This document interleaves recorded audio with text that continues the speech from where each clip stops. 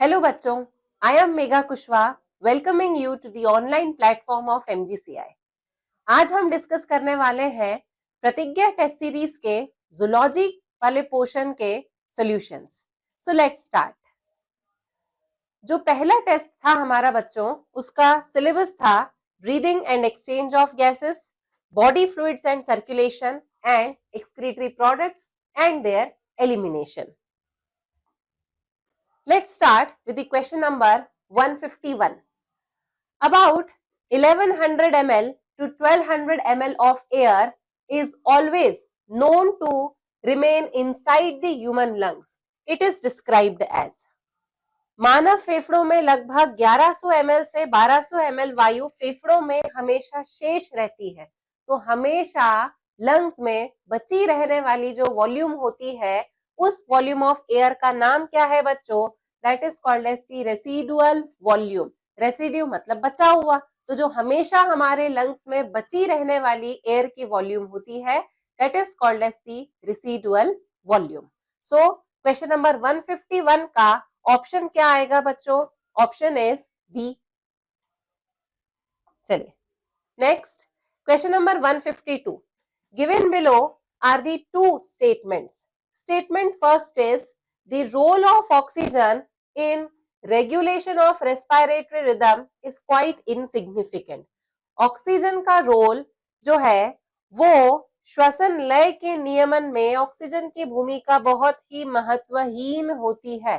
मतलब ऑक्सीजन का regulation of respiration में कोई सिग्निफिकेंट रोल नहीं होता है। This statement is correct. Oxygen का रोल नहीं होता, किसका रोल होता है? CO2 का रोल होता है, हाइड्रोजन आयंस का रोल होता है। नेक्स्ट स्टेटमेंट देखें, every 100 ml of deoxygenated blood delivers approximately 4 ml of CO2 to the alveoli. प्रति 100 मिलीलीटर विऑक्सीजनित रक्त द्वारा कुपिका में, अब डीऑक्सीजनेटेड ब्लड जो है वो CO2 ट्रांसपोर्ट करेगा। किसको ट्रांसपोर्ट करेगा? एल्वेलाई को, बॉडी के बाहर निकालने के लिए। तो every 100 ml of blood delivers 4 ml of CO2 to the alveoli. ये विऑक्सीजनित रक्त द्वारा कुपिका में लगभग CO2 की 4 मिलीलीटर की मात्रा मुक्त होती है। बिल्कुल सही स्टेटमेंट है। तो statement 1 and statement 2 both are correct. तो 152 का ऑप्शन हो जाएगा ए। क्लियर बच्चों? ठीक। Next question is 153. Ascending limb of loop of Henley is lined bye. देखिए बच्चों, इस तरीके से अपन लूप ऑफ हेनले ड्रॉ करते हैं। जो नीचे की तरफ में आ रहा होता है इसको अपन बोलते हैं descending limb of loop of Henle. जो ऊपर की तरफ में जाएगा इसे कहा जाता है ascending limb of loop of Henle. तो ascending limb of loop of Henle जो है वो किससे लाइंड होता है? This is lined by cuboidal epithelium. घनाकार उपकला के द्वारा आरोही भुजा स्तरित होती है। क्योंकि हमारी एनसीईआरटी कहती है कि ascending limb of loop of Henle जो है वो क्यूबॉइडल और सिंपल स्क्वैमस दोनों से लाइंड होता है। तो कैसे बताया ये कि क्यूबॉइडल और सिंपल स्क्वैमस दोनों से लाइंड होता है? वो इस तरीके से बताया जाता है बच्चों कि जो थिन वाला पोर्शन होता है, thin portion is lined bye simple squamous epithelium, और जो थिक वाला पोर्शन होता है this is lined by the simple cuboidal epithelium. अब क्योंकि हमारे पास में यहाँ पर सिंपल स्क्वैमस का ऑप्शन नहीं है, तो इसीलिए अपने लिए ज्यादा अप्रोप्रिएट ऑप्शन कौन सा होगा? क्यूबॉइडल एपिथेलियम से लाइंड होता है। क्लियर? तो ऑप्शन हो जाएगा इसमें बच्चों दैट इज सी। क्लियर है? Next question number 154. Statement 1. Ammonia is the most toxic form of nitrogenous waste which requires least amount of water for its elimination. Ammonia सबसे अधिक विषैला नाइट्रोजनी अपशिष्ट होता है जिसको शरीर से निकालने हेतु सबसे कम नहीं, सबसे अधिक, लीस्ट अमाउंट ऑफ वाटर नहीं, मैक्सिमम अमाउंट ऑफ वाटर की आवश्यकता होती है। तो मतलब फर्स्ट वाला स्टेटमेंट जो है ये तो बच्चों हो गया गलत, है ना? Statement 2. Urea is the least toxic form of nitrogenous waste that can be removed with a minimum loss of water. Urea सबसे कम विषैला होता है?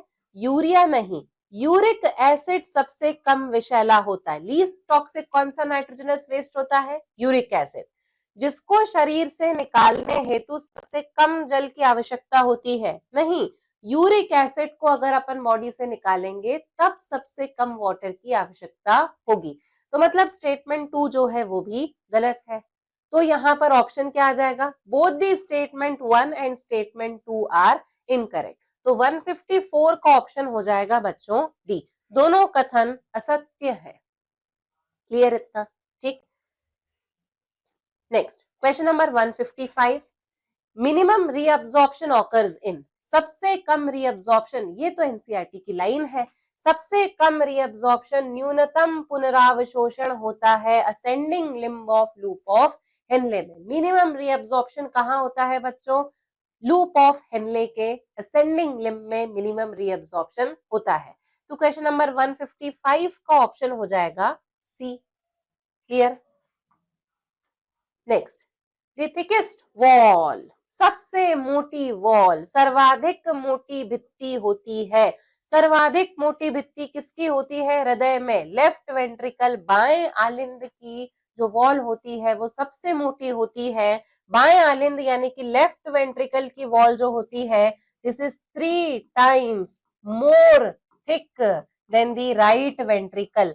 ये राइट वेंट्रिकल के कंपैरिजन में लेफ्ट वेंट्रिकल की जो वॉल होती है वो 3 गुना ज्यादा मोटी होती है। क्लियर है बच्चों?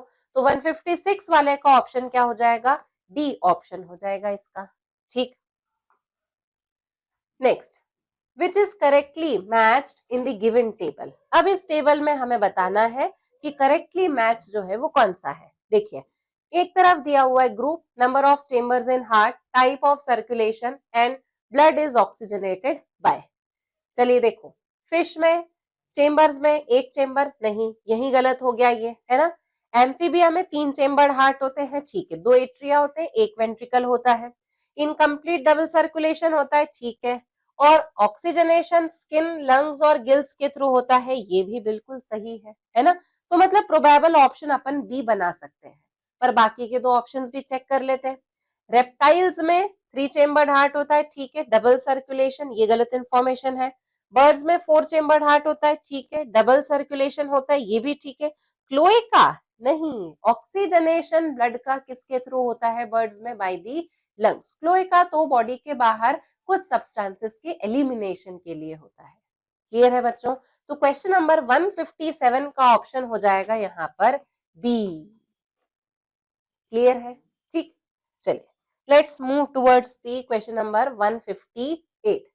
डिफरेंट ब्लड ग्रुप्स, अलग अलग प्रकार के रक्त समूह, निम्न में से किस कारण निम्न में से किस कारण रक्त समूह भिन्न भिन्न होते हैं? Specific antigen on the surface of WBC, WBC के सरफेस पर एंटीजन से ब्लड ग्रुप नहीं पता लगाते, है ना, ये गलत है। स्पेसिफिक एंटीबॉडी, एंटीबॉडी से ब्लड ग्रुप नहीं पता लगाते, एंटीजन से ब्लड ग्रुप पता लगाते हैं, ये गलत हो गया। Specific antigen on the surface of RBC, antigen कहाँ प्रेजेंट होना चाहिए? आरबीसी के सरफेस पर, ये सही हो सकता है। पर फोर्थ वाला भी ऑप्शन पढ़े, specific type of haemoglobin in the RBC, नहीं, सबका हीमोग्लोबिन तो एक जैसा होता है। हीमोग्लोबिन में किसी के भी फर्क नहीं होता। रेड कलर का पिगमेंट है, सबकी आरबीसी में एक जैसा बराबर से उपस्थित होता है। तो यहाँ ऑप्शन क्या हो जाएगा? आरबीसी की सतह पर विशिष्ट प्रकार के प्रतिजन के कारण, है ना। आरबीसी की सरफेस पर अगर एंटीजन ए है तो ब्लड ग्रुप ए हो जाएगा, आरबीसी के सरफेस पर अगर एंटीजन बी है तो ब्लड ग्रुप बी हो जाएगा। ऐसे अपन डिसाइड करते हैं कि पर्सन का ब्लड ग्रुप क्या होगा। तो बच्चों 158 का ऑप्शन क्या हो जाएगा? क्वेश्चन नंबर 158 का ऑप्शन होगा सी। क्लियर है? चलिए, identify the wrong statement with reference to transport of oxygen. Oxygen के ट्रांसपोर्ट के रेफरेंस में हमको गलत स्टेटमेंट बताना है। ऑक्सीजन के परिवहन के संदर्भ में गलत कथन को पहचानिए। Binding of oxygen with haemoglobin is mainly related to partial pressure of oxygen, बिल्कुल सही है। पार्शियल प्रेशर ऑफ ऑक्सीजन जो है वो डायरेक्टली प्रोपोर्शनल होता है ऑक्सीजन की बाइंडिंग के। जितना ज्यादा पार्शियल प्रेशर होगा उतनी अच्छी ऑक्सीजन की बाइंडिंग होगी, है ना। Partial pressure of CO2 can interfere with the oxygen binding with hemoglobin। हाँ, ये भी सही है। CO2 का अगर पार्शियल प्रेशर होगा तो वो ऑक्सीजन की बाइंडिंग को हीमोग्लोबिन के साथ में अफेक्ट कर सकता है, ठीक है। Higher hydrogen ion concentration in alveoli favours the formation of oxyhaemoglobin. वायु कुपिका में हाइड्रोजन आयन की उच्च सांद्रता ऑक्सी हीमोग्लोबिन बनने में सहायक होती है। हाइड्रोजन आयन का कॉन्सेंट्रेशन तो कम होना चाहिए जिससे ऑक्सी हीमोग्लोबिन का फॉर्मेशन फेवर होता है। उच्च सांद्रता तो ऑक्सी हीमोग्लोबिन का विघटन करवा देती है, डिसोसिएशन करवा देती है। क्लियर है। लो PCO2 इन दी एल्वेलाई, एल्वेलाई में PCO2 तो कम ही होता है, favours the formation of oxyhaemoglobin. वायु कुपिका में कम PCO2 ऑक्सी हीमोग्लोबिन बनने में सहायक होती है। ये स्टेटमेंट बिल्कुल सही है। गलत कौन सा है बच्चों? गलत है यहाँ पर हमारा सी। तो 159 का ऑप्शन क्या हो जाएगा? C. Clear. Next question number 160 देखें। Person with the unknown blood group under ABO system has suffered much blood loss in an accident and need immediate blood transfusion। एक व्यक्ति है जिसे एक दुर्घटना में आई चोट से बहुत ज्यादा रक्त की हानि हुई और एबीओ रक्त समूह व्यवस्था में उसका रक्त समूह भी मालूम नहीं है। मतलब किसी एक व्यक्ति का एक्सीडेंट हुआ है, उसको बहुत ज्यादा चोट लग गई है, उसको ब्लड लॉस हो गया है, पर उसका ब्लड ग्रुप हमें नहीं पता है। उसे तुरंत रक्तदान की आवश्यकता है। उसके एक दोस्त ने बिना देर किए तुरंत रक्तदान करने के लिए अपने को प्रस्तुत किया। His friend who has valid certificate of his own blood type offers for blood donation without the delay. What would have been the type of blood group of the donor friend? और इस दोस्त के पास स्वयं अपने रक्त समूह का एक प्रमाणिक सर्टिफिकेट है। बताइए इस दाता मित्र का रक्त समूह कौन सा रहा होगा? एक्सीडेंट हुआ, ब्लड लॉस हुआ, ब्लड टेस्ट में करने का टाइम नहीं है। अब उस व्यक्ति को इमीडिएटली हमको ब्लड ट्रांसफ्यूजन करना है। कौन सा ब्लड ग्रुप दोगे? वो ही दोगे तो सब लोग एक्सेप्ट कर सकते हैं, यानी कि यूनिवर्सल डोनर का ब्लड ग्रुप दिया जाएगा। और यूनिवर्सल डोनर कौन सा होगा? Blood group O. और ओ में भी यूनिवर्सल डोनर कौन सा होता है बच्चों? O negative is the universal donor. तो यहाँ पर हो जाएगा option type O blood group. तो यानी कि 160 वाले क्वेश्चन का आंसर क्या होगा? सी। क्लियर है। देखते हैं question number 161। The volume of setup of lungs in thorax is such that any change in the volume of thoracic cavity will be reflected in the pulmonary cavity। वक्ष में फेफड़ों की शारीरिक व्यवस्था ऐसी होती है कि वक्ष गुहा के आयतन में कोई भी परिवर्तन फेफड़ों की गुहा में प्रतिबिंबित हो जाएगा। पहले चेंज किसमें आएगा? रेस्पिरेशन के लिए थोरेसिक कैविटी के वॉल्यूम में चेंज आएगा और वो ही चेंज जो है वो डायरेक्टली रिफ्लेक्ट होगा हमारे पल्मोनरी कैविटी के वॉल्यूम में। Such an arrangement is essential for breathing as we cannot directly alter the pulmonary volume। अब इस प्रकार का जो अरेंजमेंट है श्वसन के लिए ऐसी व्यवस्था आवश्यक होती है क्योंकि हम अपने फेफड़ों में आयतन में सीधा परिवर्तन नहीं कर सकते हैं। बिल्कुल सही असर्शन सही, रीजन सही और करेक्ट एक्सप्लेनेशन भी है। तो ऑप्शन हो जाएगा बच्चों इसका D. Both the assertion and reason are true and reason is correctly explaining the assertion। Clear है? Question 162। The movement of air in and out of lungs is carried out by creating a pressure gradient between the dash and dash। अब देखो क्या बोल रहा है, वायु को फेफड़ों के अंदर और बाहर ले जाने के लिए, वायु को फेफड़ों के अंदर और बाहर ले जाने के लिए डैश और डैश के बीच दाब प्रवणता निर्मित की जाती है। मतलब किन दो चीजों के बीच में प्रेशर ग्रेडियंट क्रिएट किया जाएगा। तो प्रेशर ग्रेडियंट किसके बीच में क्रिएट किया जाता है? एक तो एटमॉस्फेयर और लंग्स। तो लंग्स और एटमॉस्फेयर के बीच में प्रेशर ग्रेडियंट जो है वो क्रिएट किया जाता है। इंस्पायरेशन के लिए लंग्स में इंट्रापल्मोनरी प्रेशर नेगेटिव होना चाहिए, एक्सपायरेशन के लिए इंट्रापल्मोनरी प्रेशर जो है वो पॉजिटिव होना चाहिए। क्लियर है? तो pressure gradient between the lungs and atmosphere, तो लंग्स और एटमॉस्फेयर के बीच में यहाँ पर दाब प्रवणता होती है, जिसकी वजह से इंस्पायरेशन या एयर का मूवमेंट जो है वो लंग्स के अंदर हो पाता है। तो ऑप्शन क्या हो जाएगा बच्चों, यहाँ 162 का ऑप्शन हो जाएगा ऑप्शन ए। क्लियर है? Next question number 163, osmoreceptors in the body are activated by. Body में ऑस्मोरिसेप्टर्स किस तरीके से एक्टिवेट होते हैं? कहाँ पढ़े हैं हमने ऑस्मोरिसेप्टर्स?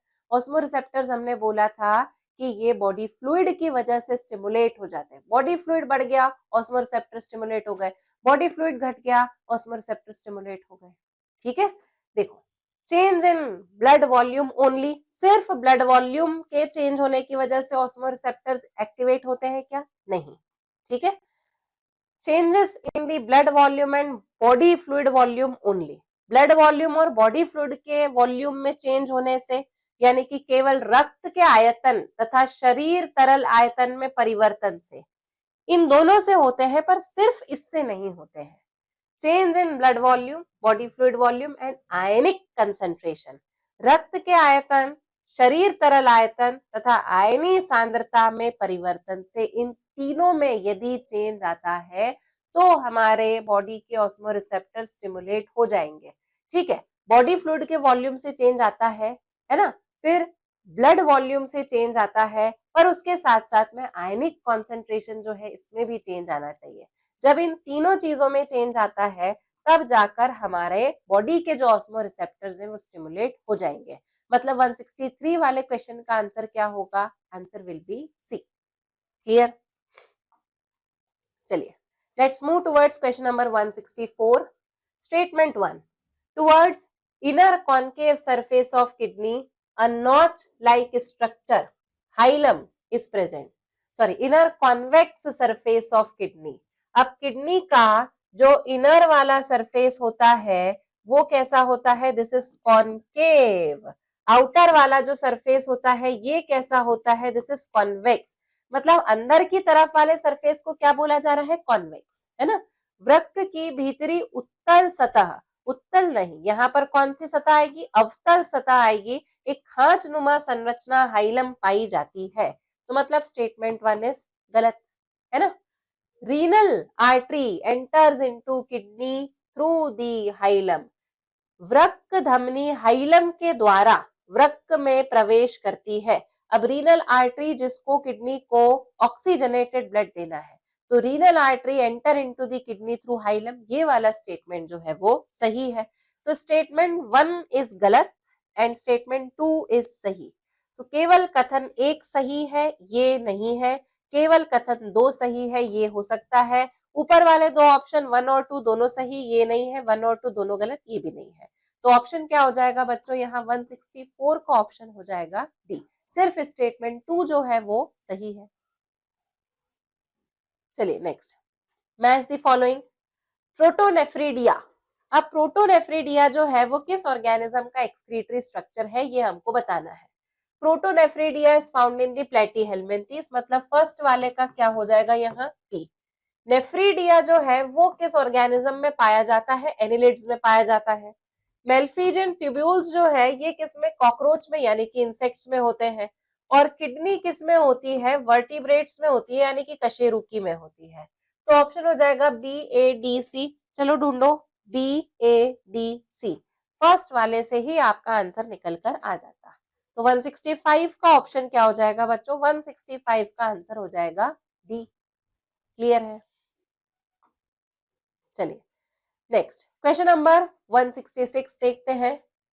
ऐसे node is called pacemaker of heart because, SA node को हार्ट का पेस मेकर कहा जाता है, हृदय का पेस मेकर कहते हैं, क्योंकि it can change contractile activity generated by AV node. नहीं, एवी नोड के द्वारा जनरेटेड कॉन्ट्रेक्टाइल एक्टिविटी को ऐसे नोड नहीं बदलता है, ये उसका काम नहीं है, देखो, है ना। तो यह एवी नोड द्वारा उत्पन्न संकुचनशील सक्रियता को परिवर्तित कर सकता है, ये तो भाई देखो कोई काम नहीं है। It delays the transmission of impulse between the atria and ventricles. यह आलिंद तथा निलय के बीच आवेग के ट्रांसमिशन को विलंब से करवाता है। नहीं, ऐसा भी कुछ नहीं है। It gets stimulated when it receives neural signal. यह उद्दीपित होता है जब ये तंत्रिकीय संकेत ग्रहण करता है। बिल्कुल नहीं, क्योंकि ऐसे नोड जो है ये तो ऑटो एक्साइटेबल होता है, सेल्फ एक्साइटेबल है, इसमें खुद से एक्साइटमेंट आता है, तो यहाँ नर्वस सिस्टम का कोई काम नहीं है। It initiates and maintain the rhythmic contractile activity of heart. यह हृदय की लयबद्ध संकुचनशील सक्रियता को प्रारंभ करता है तथा बनाए रखता है। ये काम का स्टेटमेंट है। ऐसे नोड को पेसमेकर इसलिए बोला जाता है क्योंकि ये हार्ट की रिदमिक कॉन्ट्रैक्टाइल एक्टिविटी को स्टार्ट भी करवाता है और हार्ट की जो रिदमिक कॉन्ट्रैक्टाइल एक्टिविटी होती है उसको ये मेंटेन भी करके रखता है। Therefore it is called as the pacemaker of our heart. Clear है? ठीक है, तो क्वेश्चन नंबर 166 का आंसर हो जाएगा बच्चों डी। क्लियर है? चलिए next, match the column again. Cardiac output, cardiac output जो है इसकी वैल्यू होगी 5000 ml। कार्डियक आउटपुट हमने क्या पढ़ा था? Amount of blood pumped out by each ventricle during 1 minute. 1 minute में हार्ट के वेंट्रिकल के द्वारा कितना ब्लड पंप आउट किया जाता है, that is the cardiac output. Next, stroke volume कितना होता है? 70 ml होता है, तो बी का क्या आ जाएगा? यहाँ पर सेकंड हो जाएगा। And time of cardiac cycle is 0.8 second. बहुत ही सिंपल था, ए का 1, बी का 2, सी का 3। क्लियर है? तो ऑप्शन क्या हो जाएगा? 167 का बच्चों ऑप्शन हो जाएगा ऑप्शन ए। क्लियर? चलिए, असर्शन रीजन, फिर हार्ट बीट तेज हो गई होगी, है ना। Person with the AB group can accept blood from the persons with AB as well as the other groups of the blood। अब AB जिसका ब्लड ग्रुप है वो AB वाले से भी ब्लड ले सकता है और दूसरे जो ब्लड ग्रुप वाले होते हैं उनसे भी ले सकता है। AB रक्त समूह वाला व्यक्ति AB वाले व्यक्तियों के साथ साथ अन्य रक्त समूहों के रक्त को स्वीकार कर सकता है। बिल्कुल सही है। तो इसी की वजह से अपन AB ब्लड ग्रुप वाले को क्या बोलते हैं?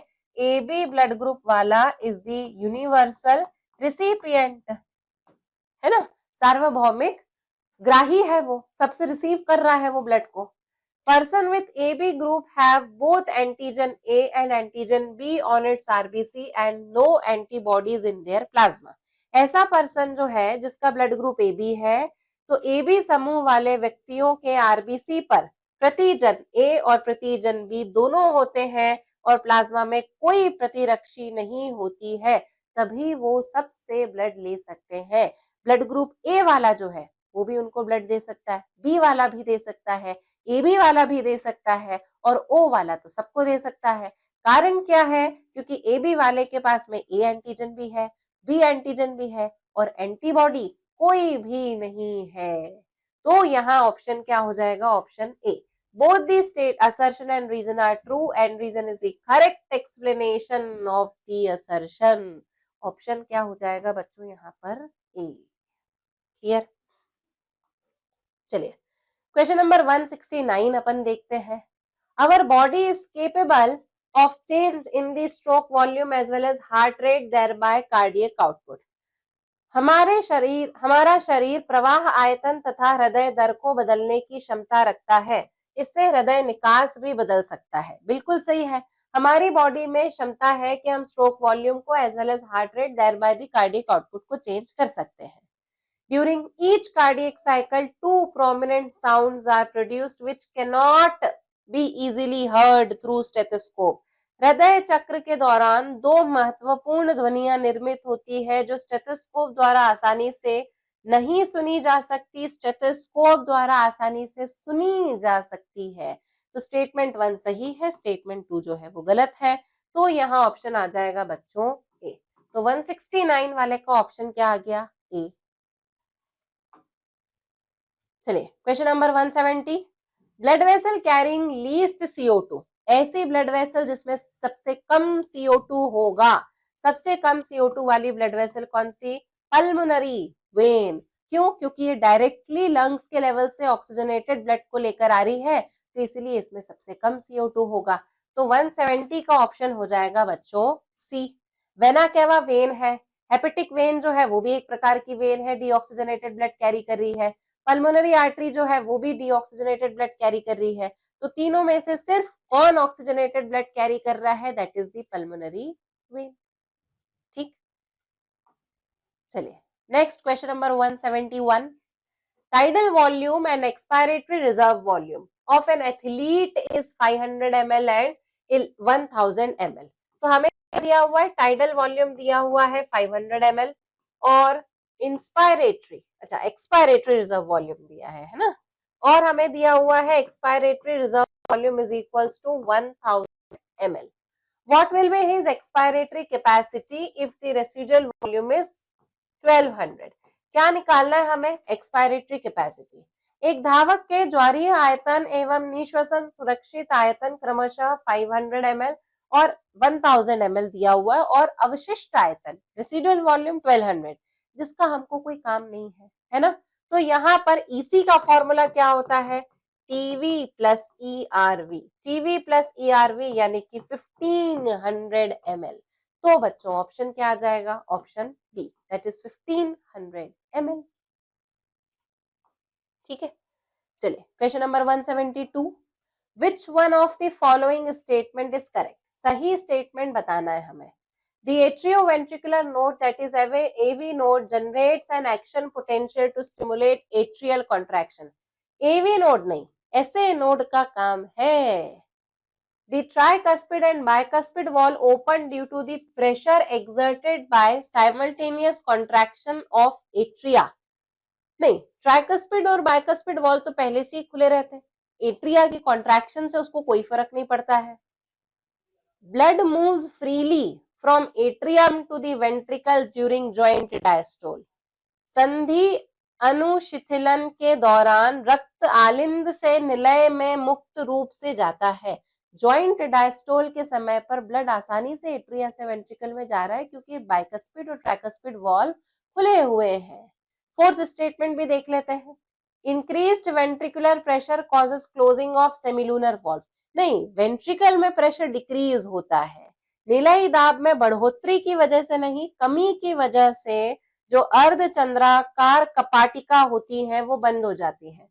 तो बच्चों इसमें सही स्टेटमेंट कौन सा है? हमारा सी। क्लियर है? तो 172 का ऑप्शन हो जाएगा option C. Next, role of oxygen in regulation of breathing is quite insignificant. ठीक है, ये स्टेटमेंट तो हमने पहले भी देखा है। ऑक्सीजन का जो रोल है वो ब्रीदिंग में इनसिग्निफिकेंट है, रेगुलेशन ऑफ ब्रीदिंग में इनसिग्निफिकेंट है। ठीक है, chemosensitive receptors are more sensitive to PCO2 and hydrogen ions than PO2।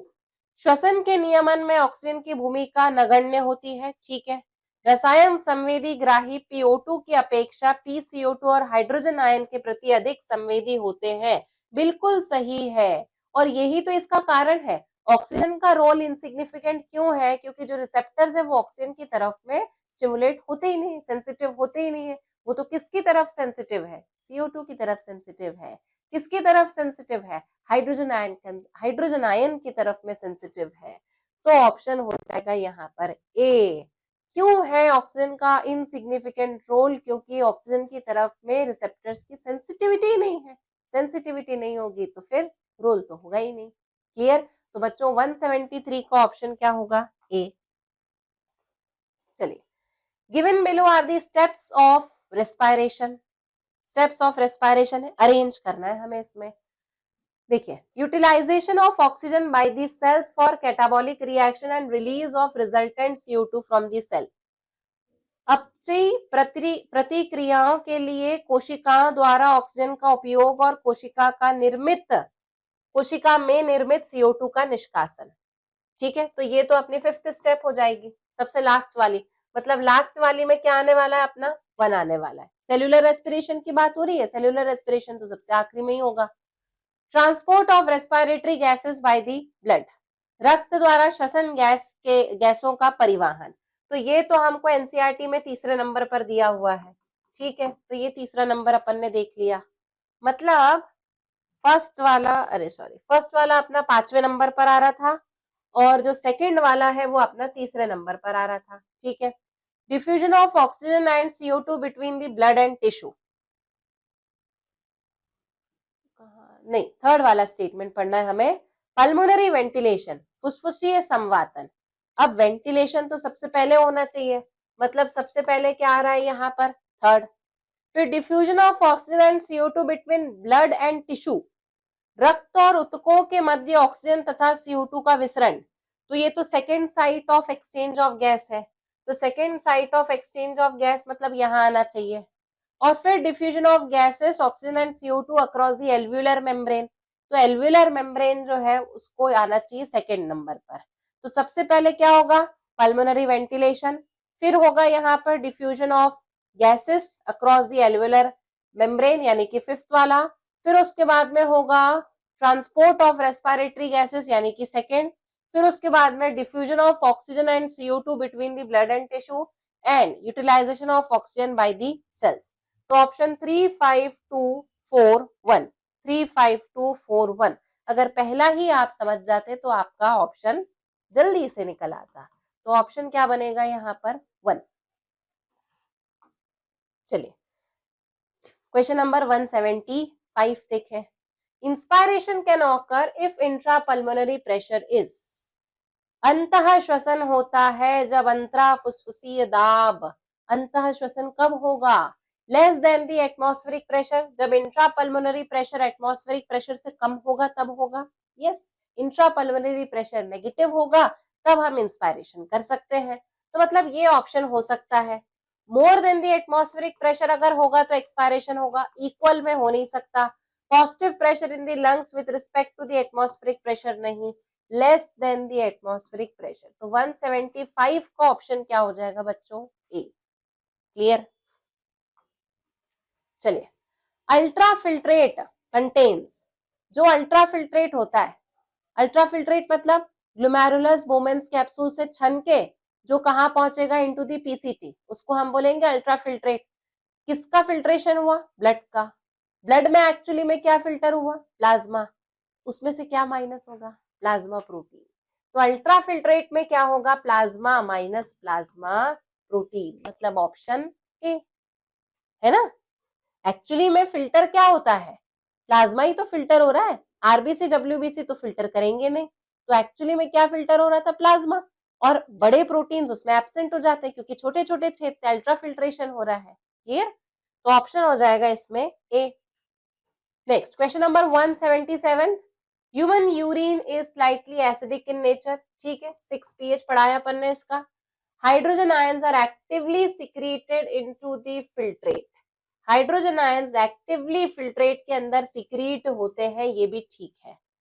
अब ह्यूमन यूरिन का slightly acidic nature, acidic nature किसकी वजह से होता है, हाइड्रोजन की आयन की वजह से होता है ना, तो मतलब असर्शन भी सही है, रीजन भी सही है, and it is the correct explanation, तो मतलब ऑप्शन हो जाएगा यहाँ पर बी।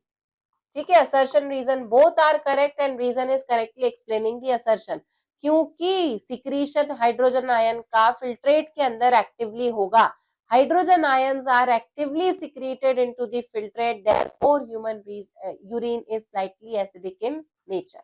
ठीक है, तो इस स्टेटमेंट का आंसर यही है, तो ऑप्शन क्या हो गया इसमें, बी। चलिए, which of the following statements are correct, a fall in glomerular blood flow can activate the JG cells to release renin, glomerular blood flow अगर डिक्रीज हो जाएगा तो रेनिन जो है वो रिलीज होगा। ठीक है, एंड हाँ, गुच्छीय रक्त प्रवाह में गिरावट से जेजी कोशिकाएं सक्रिय होकर रेनिन को मुक्त करती हैं। Angiotensin second is powerful vasodilator, angiotensin द्वितीय प्रभावकारी वाहिका विस्फारक है, वाहिका विस्तारक है ना, विस्तारक, ये वाहिका का विस्तारण करवाता है, पावरफुल वैसोडाइलेटर है ऐसा बोल रहा है, वैसोडाइलेटर नहीं, वैसोकंस्ट्रिक्टर है। Angiotensin second also activate the adrenal medulla, adrenal medulla को एक्टिवेट नहीं करता है, वो तो एड्रिनल कॉर्टेक्स को एक्टिवेट करता है। गलत। यानी कि एंजियोटेंसिन द्वितीय अधिवृक्क मध्यांश नहीं वलकुट को ये स्टिमुलेट करता है। तो एल्डोस्टेरॉन हार्मोन स्रावन के लिए प्रेरित करता है, ये गलत हो गया। Aldosterone causes reabsorption of sodium and water from the distal part of the tubule, ये सही है। एल्डोस्टेरॉन के कारण नलिका के दूरस्थ भाग में सोडियम तथा जल का पुनरावशोषण होता है।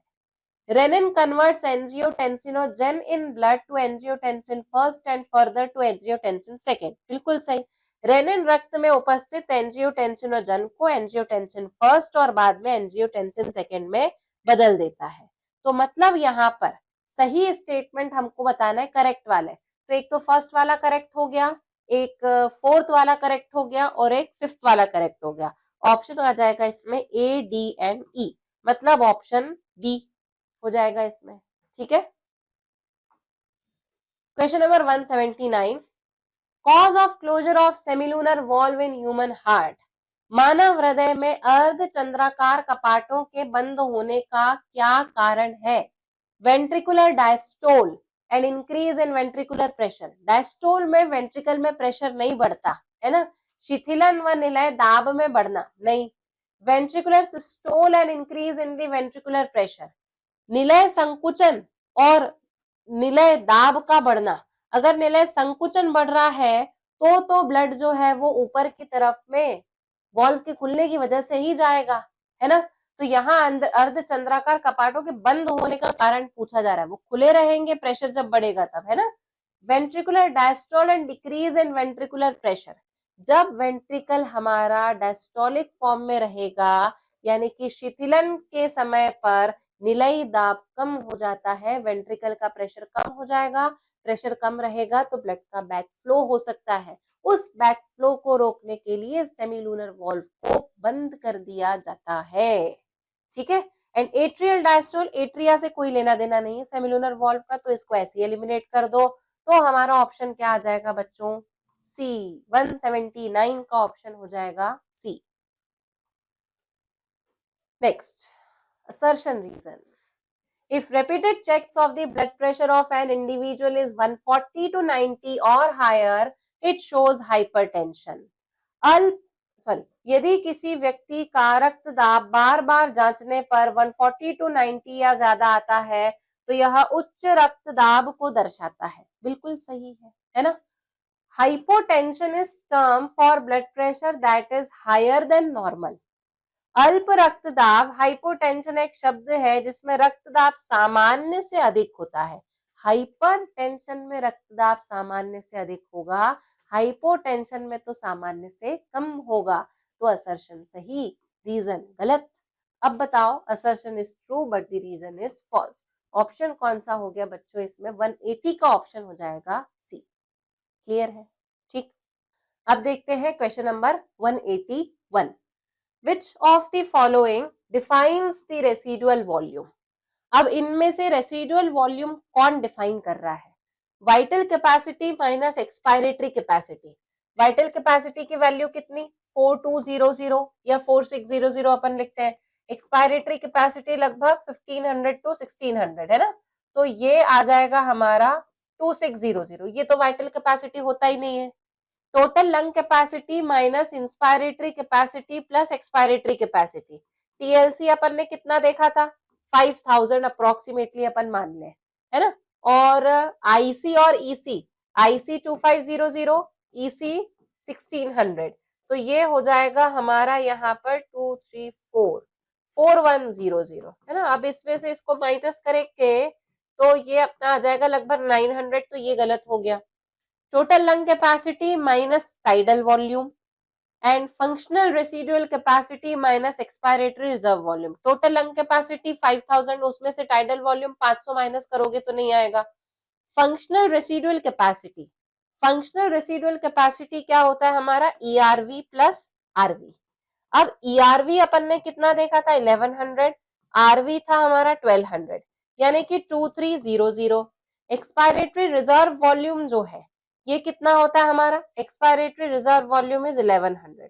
अब 2300 में से 1100 को माइनस करोगे तो कितना आएगा 1200, बात बराबर ही हुई। तो इसलिए हमारा आंसर क्या आ जाएगा, functional residual capacity minus expiratory reserve volume, this is residual volume. Clear है।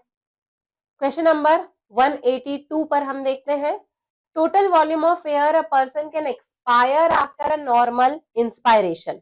नॉर्मल इंस्पायरेशन के बाद टोटल वॉल्यूम ऑफ एयर एक पर्सन कितना एक्सपायर कर सकता है, डेफिनेशन किसकी है, ईसी, है ना, और EC is TV plus ERV. तो ऑप्शन क्या आ जाएगा बच्चों इसका, 182 का ऑप्शन होगा बी। चलिए next, maximum volume of air a person can breathe in after forced expiration, this is vital capacity. Direct definition है, किसकी डेफिनेशन है ये, वाइटल कैपेसिटी की। बलपूर्वक बहिर्श्वसन के बाद वायु की वह अधिकतम मात्रा जो एक व्यक्ति अंतः श्वसित कर सकता है, this is the vital capacity. 184, GFR can be increased by, GFR किसके द्वारा बढ़ाया जा सकता है, एल्डोस्टेरोन से बढ़ाया जा सकता है, ठीक है, एडीएच से बढ़ाया जा सकता है, एंटी डायरेटिक हार्मोन वाटर का रीअब्जॉर्प्शन करवाएगा तो जीएफआर बढ़ जाएगा, एंजियोटेंसिन सेकंड बढ़ा सकता है, तीनों बढ़ा सकते हैं, मतलब ऑप्शन क्या हो जाएगा, ऑल ऑफ दी अबव। 184 का ऑप्शन होगा बच्चों डी।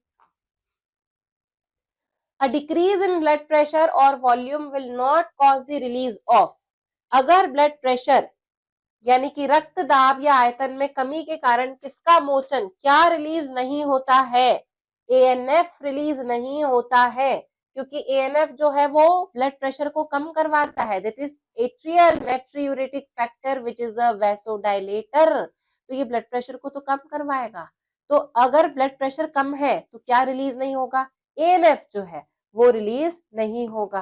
तो 185 का ऑप्शन क्या हो जाएगा बच्चों, ए।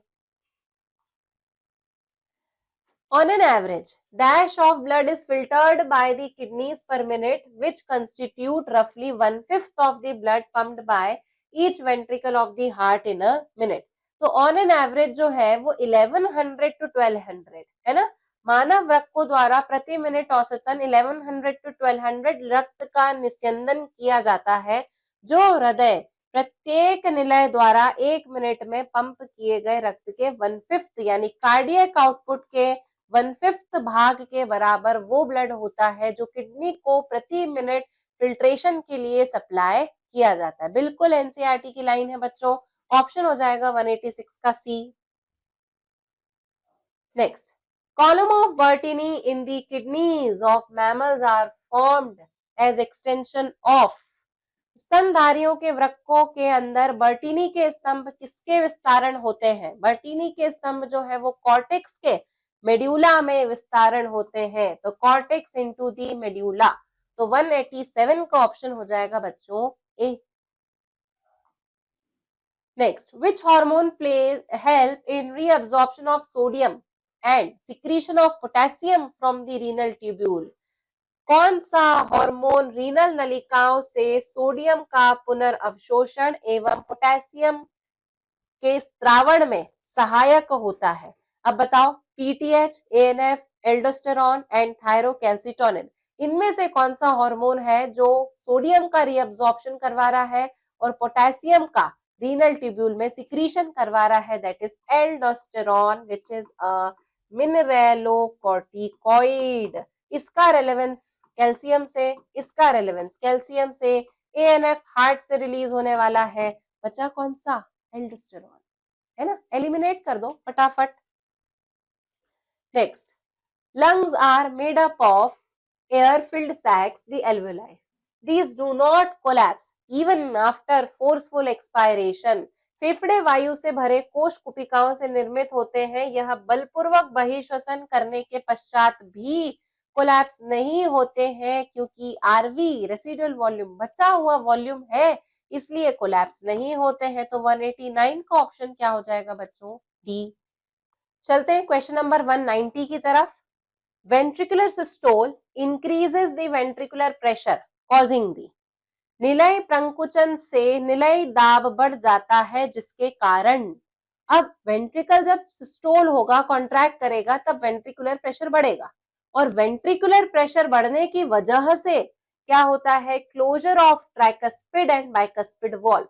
क्लोजर ऑफ सेमिलुनर वॉल्व होगा नहीं, ओपनिंग पहले से ही ओपन होता है, वो सेमिलुनर वॉल्व्स की ओपनिंग जो है वो बाद में होगी। तो पहले क्या होगा, closure of tricuspid and bicuspid valve and then opening of the semilunar valves. तो ऑप्शन हो जाएगा बच्चों इसमें D. There will be closure of tricuspid and bicuspid valve first and then which is followed by the opening of semilunar valves. Clear? Question number 191. Read the following statement and select the incorrect option. Purkinje fibers found only in ventricle wall. Purkinje fibers सिर्फ ventricle की wall में पाए जाते हैं, ठीक है। Pulmonary artery drains deoxygenated blood from the right atrium. फुसफुसी धमनी विऑक्सीजनित रक्त को दाएं आलिंद से प्रवाहित करती है, ना दाएं निलय से प्रवाहित करती है। लिम्फ इज कलरलेस फ्लूइड, ठीक है। Kidney shaped nucleus occurs in the monocyte, ये भी ठीक है। इनकरेक्ट हमें बताना है यहाँ पर, तो इनकरेक्ट कौन सा हो जाएगा इसमें, B is incorrect. Purkinje fibre सिर्फ वेंट्रिकल्स में पाए जाते हैं, लिम्फ जो है वो रंगहीन होता है, मोनोसाइट में किडनी के आकार का न्यूक्लियस होता है, ये भी सही है, सिर्फ बी वाला स्टेटमेंट गलत है। तो 191 का ऑप्शन हो जाएगा बच्चों B. Clear? Next, which of the following is incorrect statement? Incorrect statement इसमें से कौन सा है? Fibrinogen, globulins and albumin are the major proteins of the plasma. Fibrinogen, globulin तथा एल्ब्यूमिन प्लाज्मा के मुख्य प्रोटीन है, प्लाज्मा के मुख्य प्रोटीन है, ये सही है statement. Basophils are involved in inflammatory reaction, basophil शोथकारी क्रियाओं में सम्मिलित होते हैं, ठीक है, ये भी सही है। Platelets are cell fragment produced from leucocytes, no, cell fragment produced from megakaryocyte, है ना। पट्टिकाणु कोशिकाओं के टुकड़े हैं जो ल्यूकोसाइट से बनते हैं, मेगा कैरियोसाइट से बनते हैं। Blood is a special connective tissue, बिल्कुल सही, रक्त एक विशिष्ट प्रकार का ऊतक होता है, ऑप्शन हो जाएगा बच्चों इसमें सी, जो कि गलत ऑप्शन है। Next, given below two statements, दो स्टेटमेंट्स दिए हुए, let's read. Statement first, right and left atria are separated by thin muscular wall called interatrial septum. Right और लेफ्ट एट्रिया जो है दाएं और बाएं आलिंदों के को एक पतले पेशी भित्ति अंतरा आलिंद पट्ट द्वारा विभाजित करता है, ठीक है। The walls in the heart allow the flow of blood only in one direction from atria to the ventricles and from ventricles to the artery. हृदय के कपाट रुधिर को एक दिशा में ही जाने देते हैं, जैसे आलिंद से निलय और निलय से धमनियों की ओर, बिल्कुल सही है। दोनों स्टेटमेंट यहाँ पर सही है, तो कथन एक और कथन दो दोनों यहाँ सही है। तो 193 का ऑप्शन हो जाएगा बच्चों इसमें डी। क्लियर? नेक्स्ट 194 देखते हैं हम अपन। Given below are the two statements. Statement first, in the nephron the descending limb of loop of Henle is impermeable to water and permeable to electrolytes. वृक्काणु में हेनले पॉश की अवरोही भुजा जल के लिए अपारगम्य है, नीचे वाली जो भुजा है डिसेंडिंग लिम्ब जल के लिए अपारगम्य है, इम्परमिएबल टू वाटर नहीं, this is permeable to water, यही तो वाटर के लिए परमिएबल है, ठीक है। तो मतलब फर्स्ट वाला स्टेटमेंट गलत हो गया। The proximal convoluted tubule is lined by simple columnar, columnar नहीं, cuboidal, समीपस्थ संवलित नलिका सरल स्तंभाकार नहीं, क्यूबॉइडल, ब्रश बॉर्डर उपकला से बनी होती है और पुनरावशोषण के लिए सतह क्षेत्र को बढ़ाती है। दोनों स्टेटमेंट गलत है, तो दोनों कथन फर्स्ट और सेकंड असत्य है, मतलब ऑप्शन हो गया बच्चों यहाँ पर ऑप्शन बी। क्लियर है? Next, which of the following factors is responsible for the formation of concentrated urine? इन चारों में से कौन सा ऐसा फैक्टर है, कौन सा कारक है जो सांद्रित मूत्र निर्माण के लिए रिस्पॉन्सिबल है, उत्तरदायी है? Hydrostatic pressure during the glomerular filtration, गुच्छीय निस्यंदन के दौरान द्रव्य स्थैतिक दाब नहीं, इसकी वजह से तो फिल्ट्रेशन होता है, ये तो एक प्रेशर है जो फिल्ट्रेशन के लिए रिस्पॉन्सिबल है ना। Low levels of ADH, ADH का अगर कम लेवल होगा तो, एडीएच का अगर कम लेवल होगा तो वाटर तो बॉडी से बाहर जाएगा, ज्यादा अगर लेवल होगा तो वाटर का रीअब्जॉर्प्शन होगा, है ना। तो मतलब ये भी नहीं हो सकता। Maintaining hyper osmolarity towards the medullary interstitium in the kidney, kidney में मेड्यूला में हायर कंसंट्रेशन को बनाए रखने के लिए यहाँ पर कंसंट्रेटेड यूरिन का फर्दर फॉर्मेशन होगा। तो जब तक किडनी में मेड्यूला में हायर कंसंट्रेशन नहीं होगा तब तक कंसंट्रेटेड यूरिन का फॉर्मेशन नहीं होगा, है ना। तो मतलब थर्ड वाला अपना ऑप्शन हो सकता है। फोर्थ वाला भी पढ़ ले, secretion of erythropoietin by juxtaglomerular complex, erythropoietin के सिक्रीशन से तो आरबीसी का फॉर्मेशन होगा, इसका यूरिन कंसंट्रेशन से कोई लेना देना नहीं है। तो हमारा ऑप्शन क्या होगा, वृक्कों के मेड्यूलरी इंटरस्टिशियम की तरफ अति परासरणीयता बनाए रखना, ऑप्शन हो जाएगा यहाँ पर सी। क्लियर है, ठीक है। चलिए, तो बच्चों इसी के साथ हम लोगों ने टेस्ट सीरीज फर्स्ट प्रतिज्ञा टेस्ट सीरीज के पेपर 1 के वीडियो सॉल्यूशंस को कंप्लीट किया। आई होप आप लोगों का टेस्ट बहुत अच्छा गया होगा। प्लीज आप लोग अपने मार्क्स कैलकुलेट कीजिए एंड फर्दर नेक्स्ट टेस्ट के लिए अच्छे से तैयारी कीजिए। Till then, good luck.